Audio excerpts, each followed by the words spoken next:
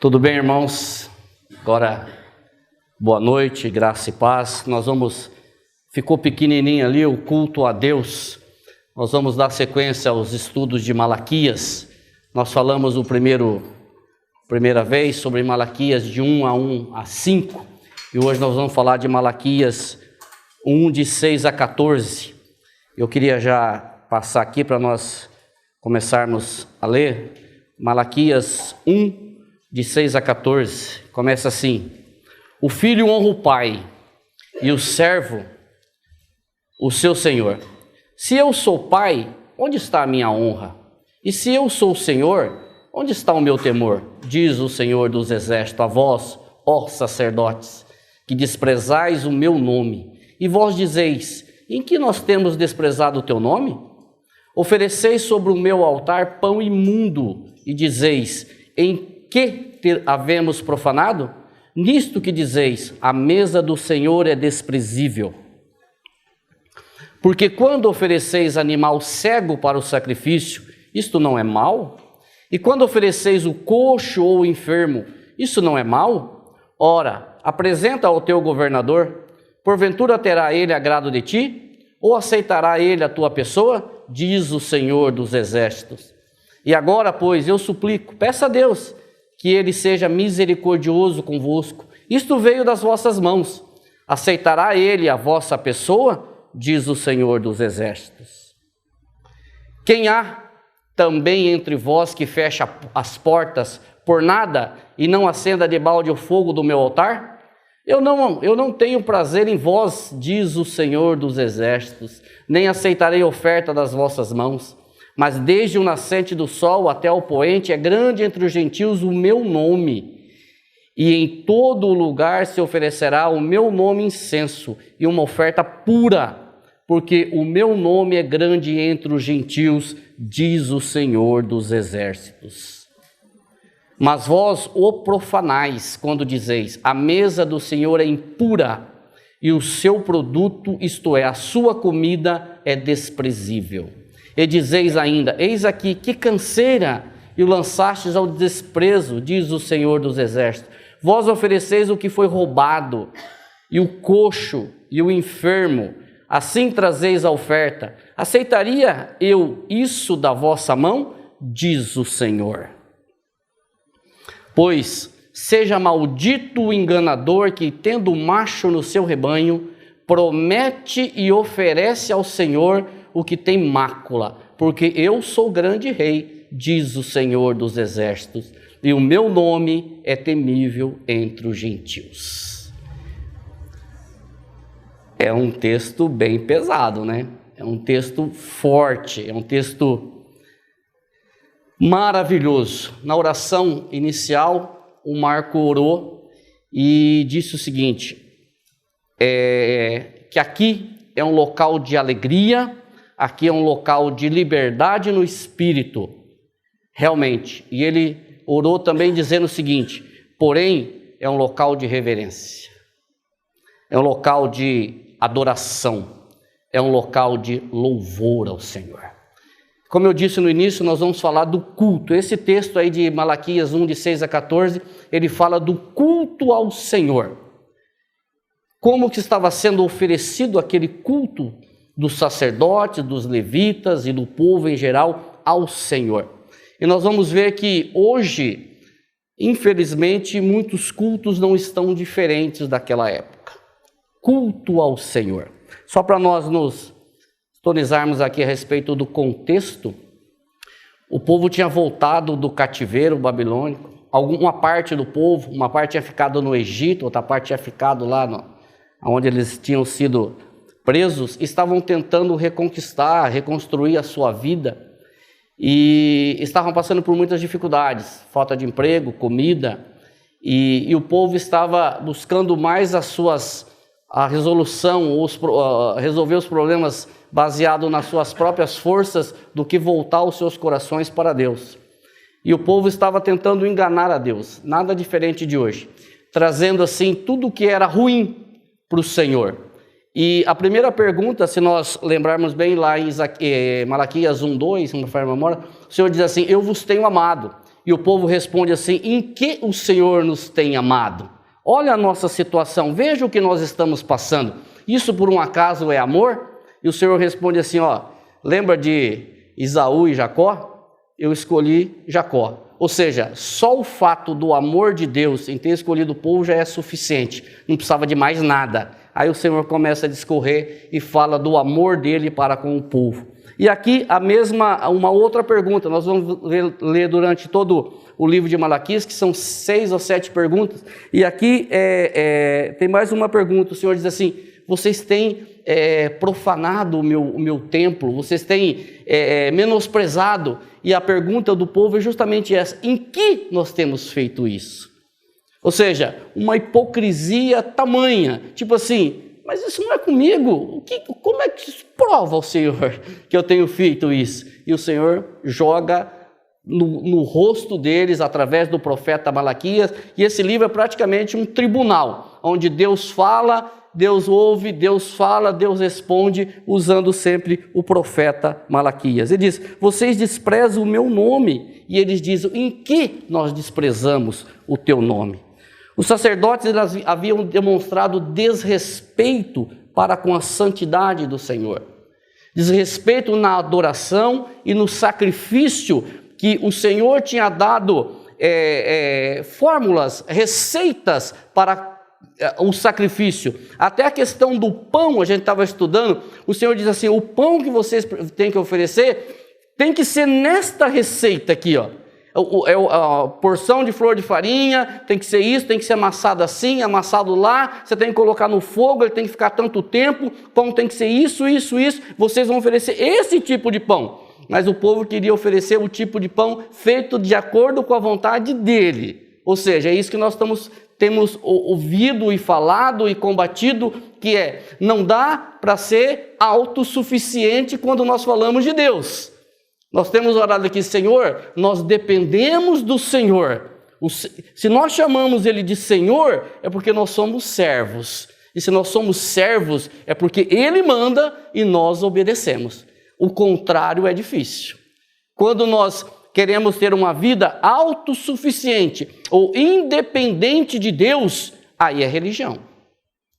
Mas quando nós dependemos do Senhor e ouvimos dEle e atendemos a voz dEle e seguimos o que Ele fala e obedecemos a Tua ordem, a Tua vontade, isso é evangelho, é buscar a presença do Senhor. E eu quero começar, Malaquias foi só uma introduçãozinha, Malaquias 6, Malaquias 1, 6 e 7, que diz assim: o filho, está como 7 ali, mas é 6, o filho honra o pai e o servo ao seu senhor.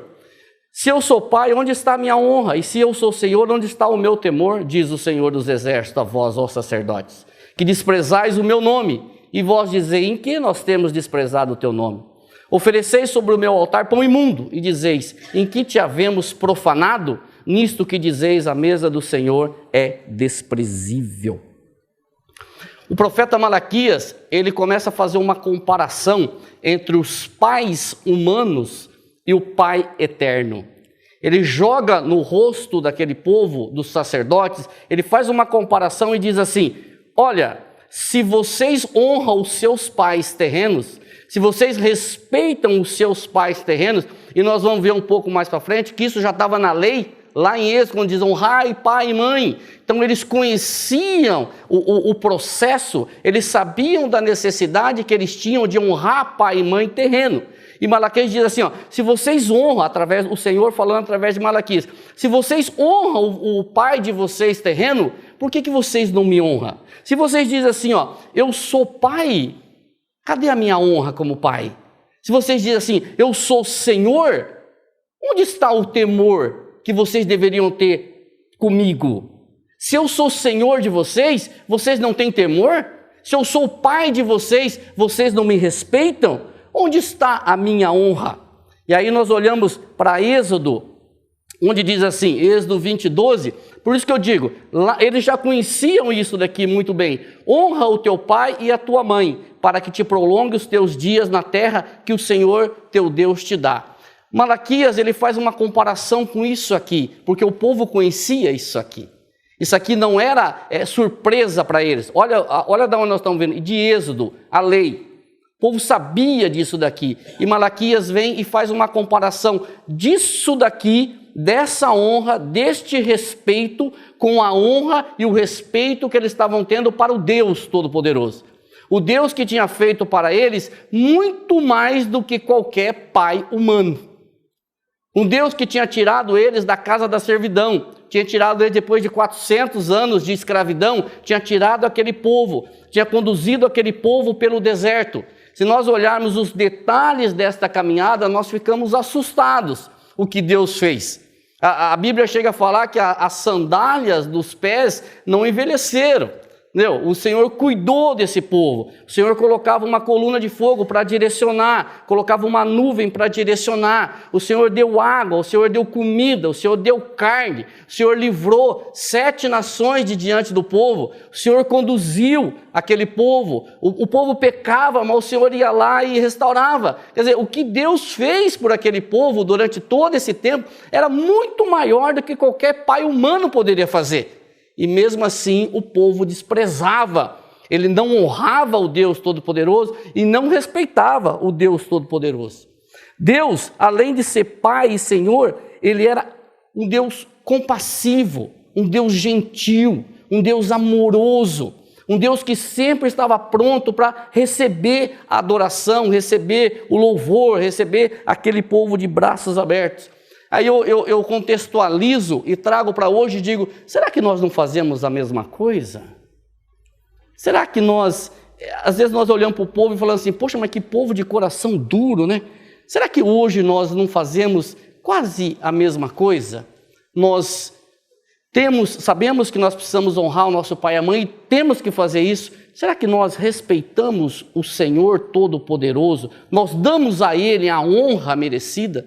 Nós damos a Ele o louvor merecido? Nós o respeitamos como nosso Deus, como nosso Pai? Como nós oramos aqui no início, que nos deu o seu Filho para livrar você e eu do inferno? Nossa, mas está pegando pesado. Não, eu não estou pegando pesado, eu estou falando realidade.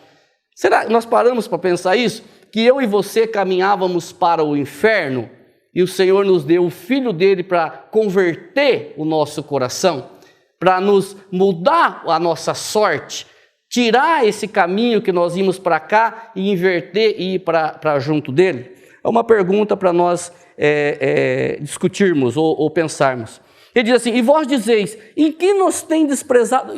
Como que nós estamos desprezando o teu nome?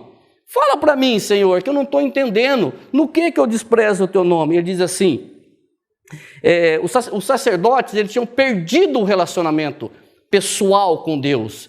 Ele estava divorciado esse relacionamento do Deus. Na prática, o ritual estava divorciado da vida. Chamavam Deus de Pai e Senhor, mas não adoravam e nem reverenciavam a Deus como Pai e como Senhor.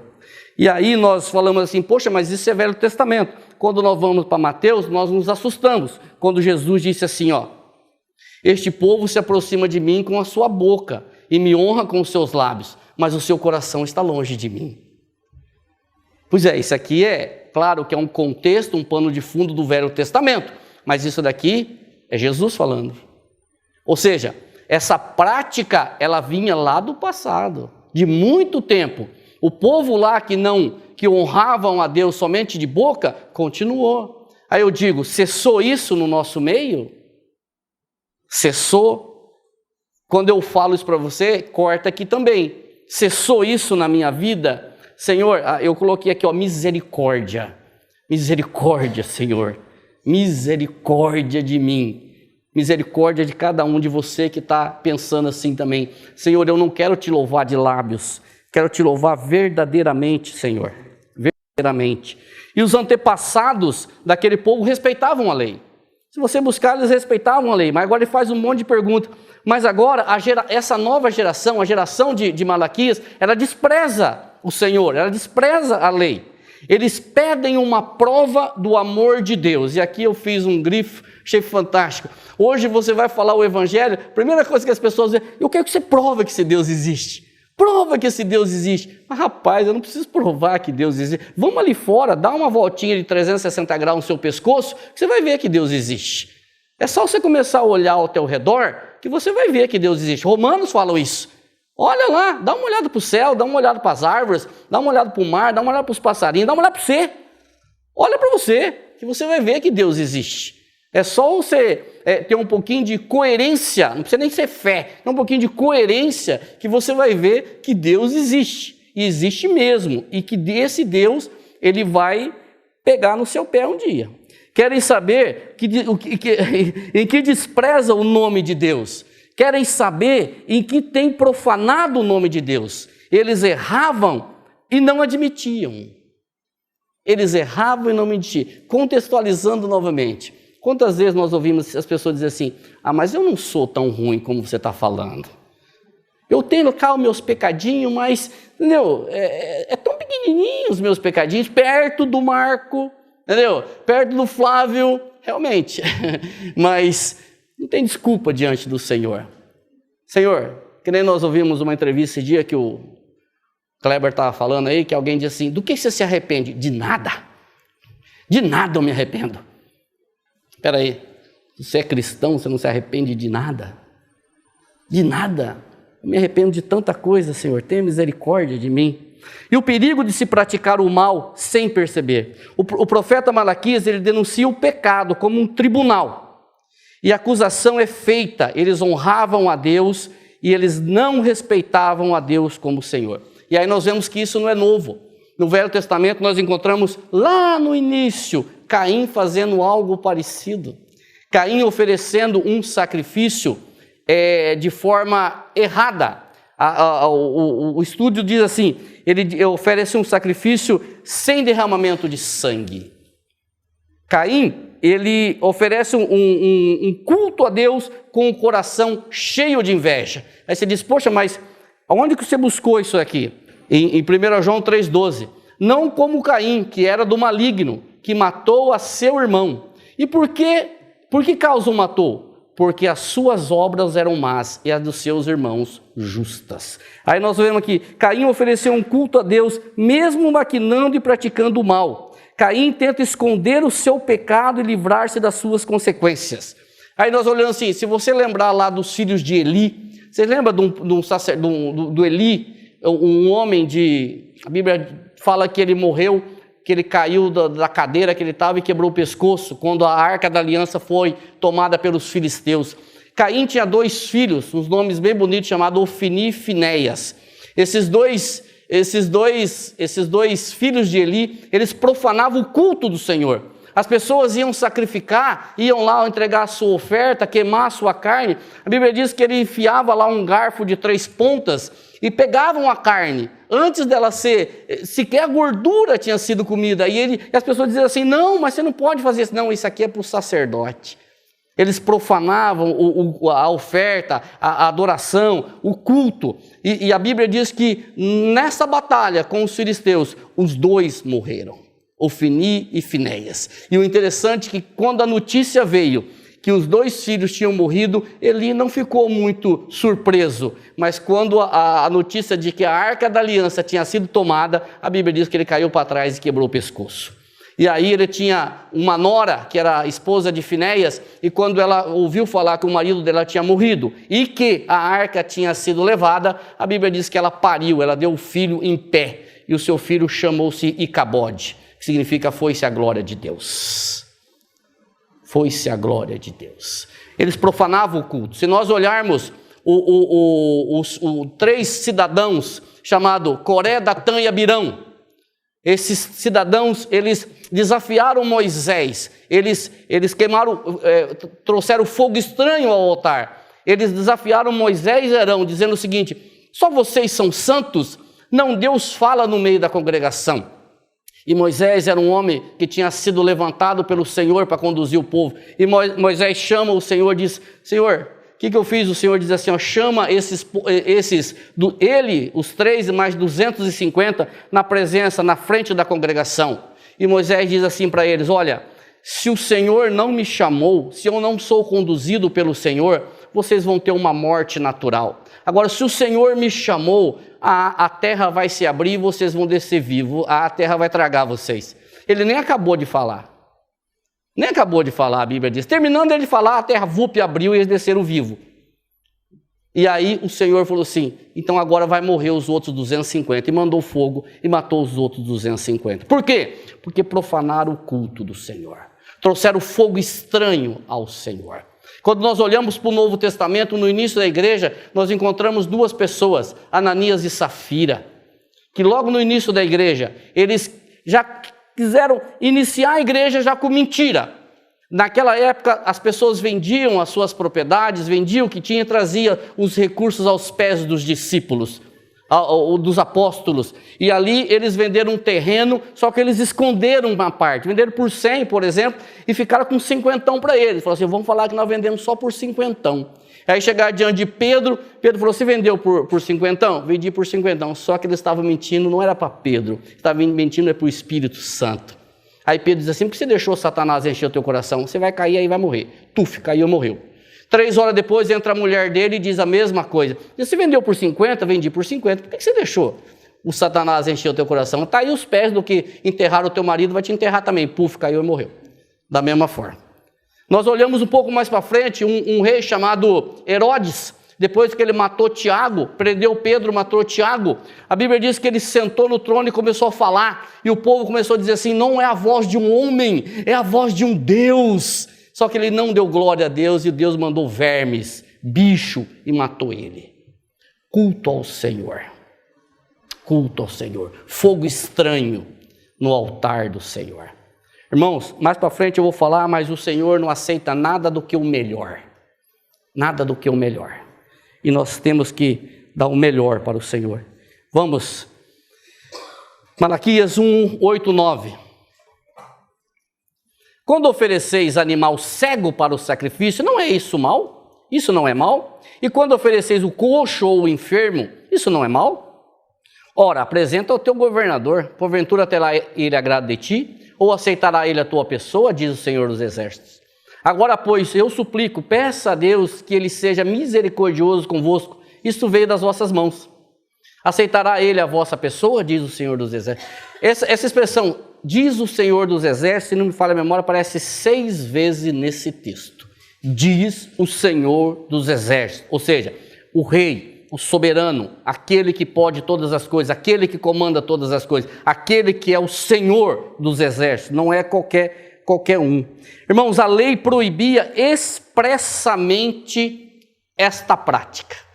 A lei proibia oferecer qualquer animal defeituoso em sacrifício ou em oferta. Eu busquei lá em Levítico, que diz assim, Levítico 22, de 20 a 24, que diz assim, nenhuma coisa em que haja defeito oferecereis, porque não seria aceito em vosso favor.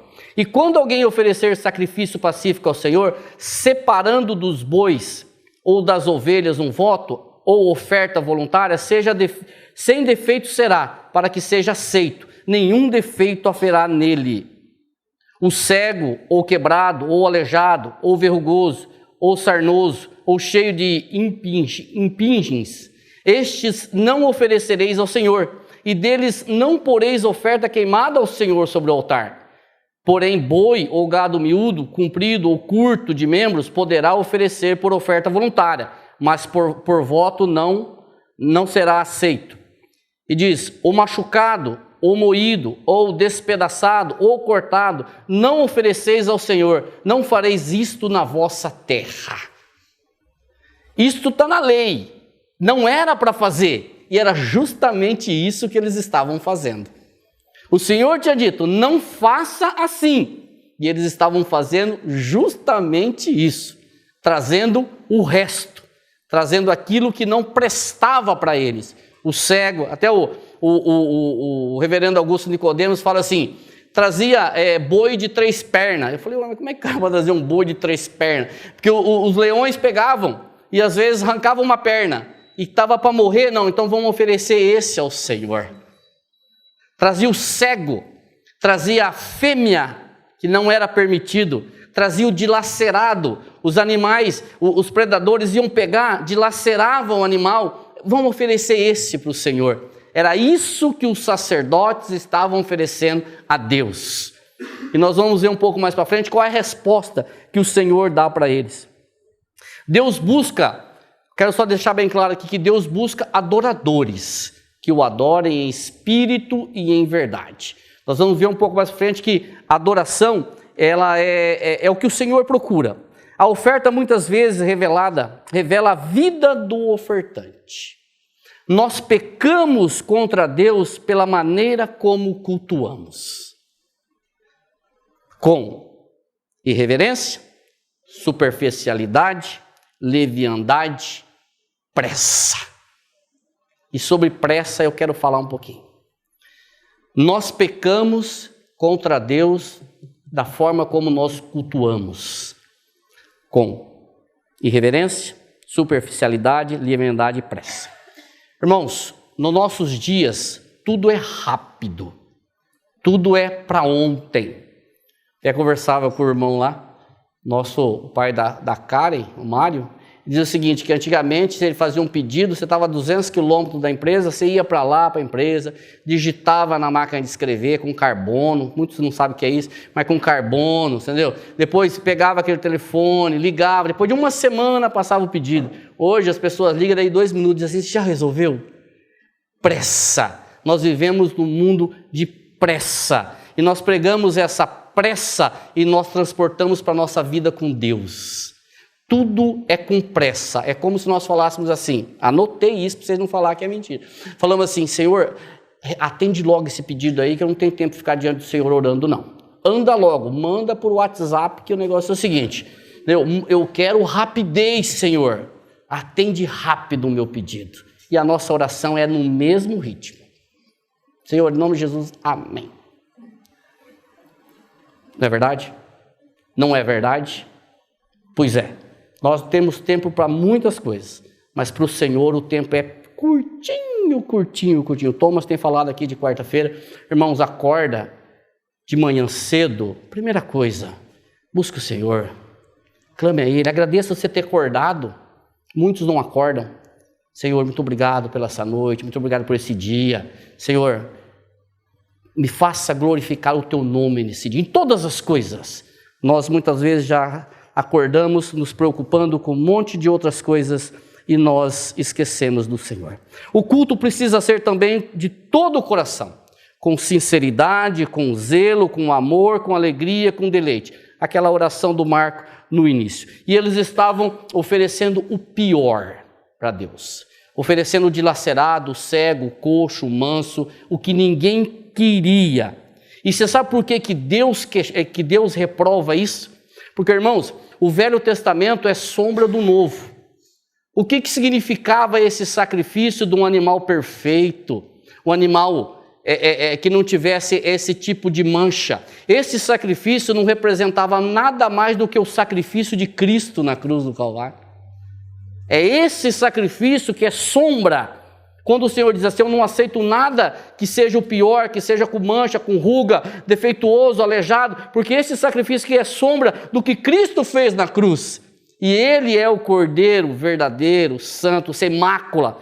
Eu até anotei aqui, 1 Pedro, sabendo que não foi com coisas corruptíveis, como prata ou ouro, que fostes resgatados da vossa vã maneira de viver, que por tradição recebeste dos vossos pais, mas com o precioso sangue de Cristo, como de cordeiro imaculado e incontaminado, o qual, na verdade, em outro tempo foi conhecido, ainda antes da fundação do mundo, mas manifestado nesses últimos tempos por amor de vós.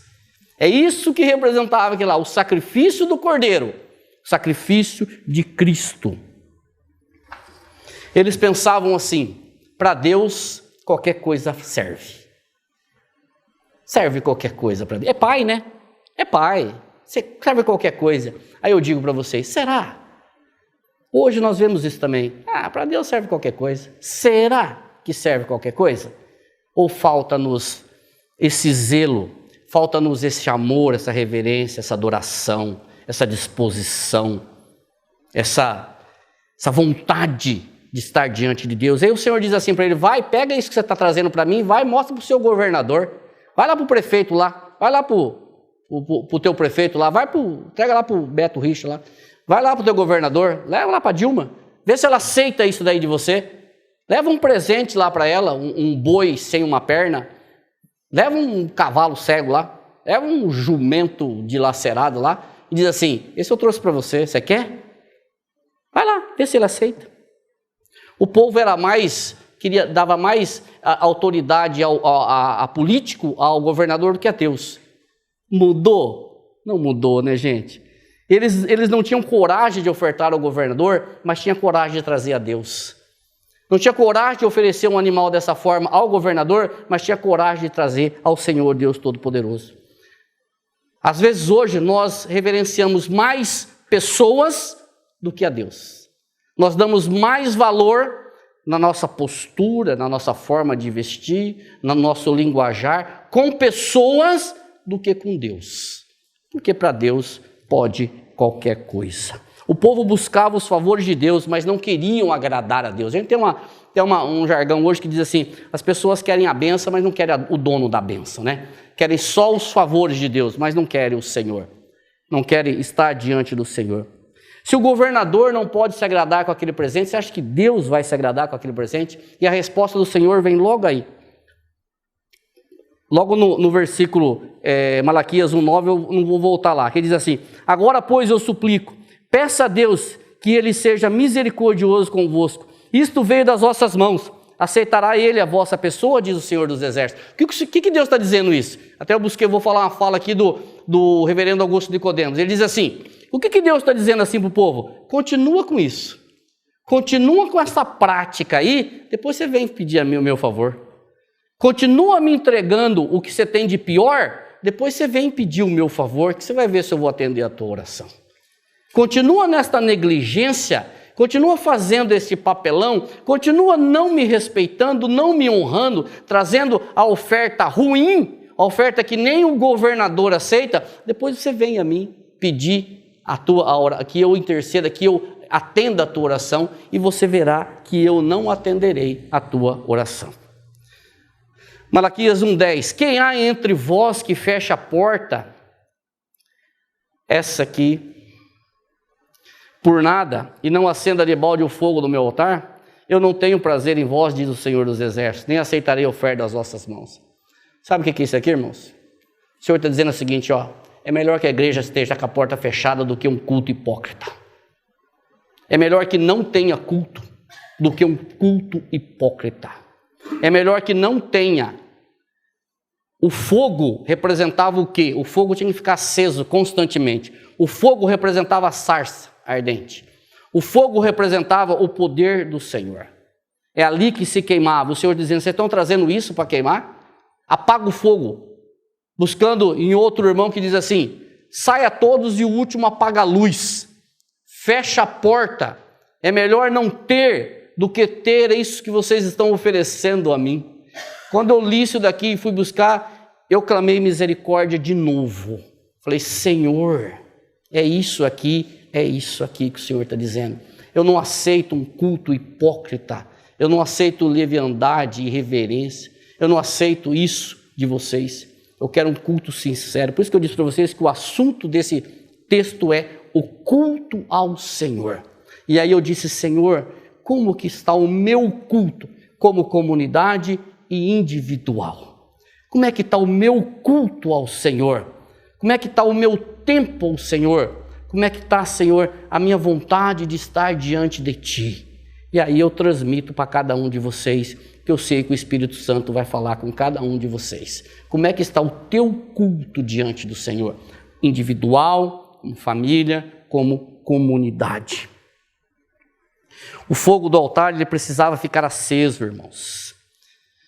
É inútil acender o fogo do altar para essa situação. E nós o buscamos lá em Mateus 5:23, de forma individual. O Senhor diz assim, portanto, se trouxeres a tua oferta ao altar, e ali te lembrares de que teu irmão tem alguma coisa contra ti, deixa ali diante do altar a tua oferta, e vai reconciliar-te primeiro com teu irmão, e depois vem e apresenta a tua oferta. Isso é individual. Se nós temos um problema para resolver, vamos lá, vamos resolver o problema primeiro. Depois nós vamos vir diante do Senhor. E aí eu coloquei mais 3 textos aqui, onde o Senhor fala que o que Ele busca é adoradores. O Senhor não está muito preocupado, naquela época aqui, com o fato, Ele está preocupado com as pessoas que estavam adorando. 1 Samuel 5:22. Porém Samuel disse: tem porventura o Senhor tanto prazer em holocaustos e sacrifícios, como que se obedeçam à palavra do Senhor? Eis que obedecer é melhor do que sacrificar, e o atender melhor do que gordura de carneiros. Obedecer é melhor do que sacrificar. E ainda nós buscamos Isaías, que diz assim: não continueis a trazer ofertas vãs, incenso é para mim abominação, e as luas novas, e os sábados, e a convocação das assembleias, não posso suportar iniquidade, nem mesmo a reunião solene, diz o Senhor. Ou seja, o Senhor procura adoradores, o Senhor procura adoradores, e Jesus disse assim lá na frente: este povo me louva de lábios, mas o seu coração está longe de mim. Esse povo me louva de lábios. E Paulo vai em Romanos 12:2, que diz: rogo, pois, irmãos, pela misericórdia de Deus, que apresenteis os vossos corpos por sacrifício vivo, santo e agradável, que é o vosso culto racional. O Senhor nos chama, irmãos, a um culto a Ele, culto sério, culto de adoração, de reverência. Malaquias 1:11. Mas desde o nascente do sol até ao poente, é grande entre os gentios o meu nome. Em todo lugar se oferecerá ao meu nome incenso e uma oferta pura, porque o meu nome é grande entre os gentios, diz o Senhor dos Exércitos. Deus responde a esta prática inaceitável oferecida pelos judeus, de forma que ele diz, ele está falando aqui da vinda do Messias. Ele está falando aqui de um culto que seria oferecido pelos gentios. Ele está falando aqui do que nós estamos fazendo aqui hoje. Ele está falando assim, vai acontecer isso. Por que eu falo para vocês que os gentios? Porque quando Jesus veio, poucos judeus se converteram, foram convertidos. Poucos, mas muitos gentios. E os gentios que ele está falando aqui é de um culto sério. E hoje eu digo para você, nós temos cultos sérios, sinceros, de adoração ao Senhor sendo oferecido. E isso está sendo cumprido. Por quê? Porque o Senhor, mesmo diante de todas as situações, nós falamos isso quinta-feira, Ele sempre tem um remanescente fiel. Eu falei isso daí na quinta-feira, eu vou repetir. Lá na época de Elias, quando o próprio Elias disse, Senhor, mataram todos os profetas, sobrou só eu, Senhor. O Senhor disse assim, não, Elias, eu reservei 7.000 homens que não se dobraram diante de Baal. O Senhor sempre tem um remanescente. Hoje eu creio, o Senhor tem um remanescente. Até eu falei isso, a irmã lá do Carioca diz, amém, nós somos esse grupo. Nós somos um remanescente que presta o culto verdadeiro ao Senhor. E eu vou para a conclusão, como diz o pastor Robson hoje. Como é que é, pastor? Quando você fala conclusão, já começa a fechar a Bíblia, fechar a bolsa, que nós estamos terminando. Então nós vamos para a conclusão de Malaquias 1:13-14, que diz, e dizeis ainda, eis aqui, que canseira, e o lançaste ao desprezo, diz o Senhor dos Exércitos, vós ofereceis o que foi roubado, e o coxo, e o enfermo, assim trazeis a oferta, aceitaria eu isso da vossa mão, diz o Senhor, pois seja maldito o enganador, que tendo macho no seu rebanho, promete e oferece ao Senhor o que tem mácula, porque eu sou grande, o grande rei, eu sou grande rei, diz o Senhor dos Exércitos, o meu nome é temível entre as nações. Que canseira, cansa, quando nós fazemos as coisas na contramão da vontade do Senhor, cansa, o louvor cansa, a pregação cansa, a congregação cansa, a pessoa fica enfadada, nada lhe agrada, a mensagem cansa. Quando nós fazemos as coisas na contramão do Senhor, tudo cansa. Maldito seja o enganador. Quero dizer para vocês que Deus não precisa do nosso culto. Nós precisamos cultuar o Senhor. Nós sem Deus somos o quê? Nada. Deus sem nós continua sendo Deus. Deus não precisa do teu culto, não. Eu vou lá porque se eu não for, não tem culto. Deus não precisa do teu culto, não. É nós que precisamos cultuar o Senhor. Pois Ele formou para si um povo santo. Ele tem um povo santo. E outra coisa, no reino de Deus não há insubstituível. Nós às vezes achamos que somos a última cereja do bolo. Não há insubstituível no reino de Deus. Se nós, o Senhor tira um, corta o nosso candeeiro e coloca outro no nosso lugar. Irmãos, o nosso papel é adorar o nome do Senhor, é pregar o Evangelho, é anunciar a Cristo, o Senhor, é cultuar o Senhor. Mas uma coisa eu quero dizer para vocês, às vezes nós falamos assim até errado, eu vou ao culto. A igreja, ela é móvel, a igreja é móvel. O que é fixo é essa estrutura aqui, de tijolo. Isso aqui é uma estrutura fixa. A igreja, daqui a pouco, a igreja vai para casa. A igreja continua. Nós usamos, eu vou lá na igreja. Tudo bem, não tem errado nisso. Só que a igreja, ela, a hora que o irmão for para casa, a igreja vai para casa. Continua o culto ao Senhor. Continua a adoração. Que nós ouvimos um dia desse aqui. Eu vim aqui hoje encher as minhas baterias para gastar durante a semana. Digo, irmão, não vai passar da porta ali que essas baterias vão estar tudo vazia. Porque não vou encher a minha bateria, é contínuo. O nosso culto ao Senhor é contínuo, não cessa. A adoração ao Senhor, a presença dEle, é o dia a dia, é lá no trabalho, é onde você estiver e tudo mais. Tudo mais, Kleber. Eu quero só falar... Bom, eu não coloquei nenhuma aplicação, porque acho que toda a mensagem nós colocamos como aplicação, mas só para terminar, irmãos, o Senhor requer de nós verdadeiros adoradores, que o adorem em espírito e em verdade. Nós vivemos num mundo onde as pessoas tentam a todo momento tirar isso de nós, apresentar outras formas, outras ofertas, mas nós ficamos com o Senhor. Amém?